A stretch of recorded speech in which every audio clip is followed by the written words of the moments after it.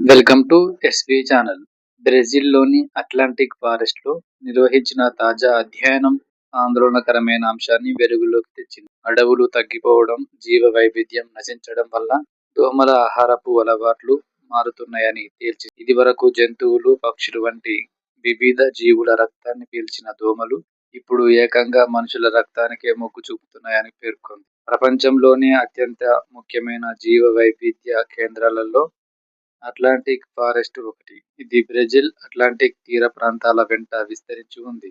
అయితే మానవ విస్తరణ, పట్టణీకరణ, వ్యవసాయం, పరిశ్రమల కారణంగా ఈ అడవి వాస్తవ విస్తీర్ణంలో ఇప్పుడు కేవలం 30% మిగిలి ఉంది. ఈ విషయాన్ని Federal University of Rio de Janeiro, Oswaldo Cruz ఇన్స్టిట్యూట్‌కు చెందిన పరిశోధకులు వెల్లడించారు.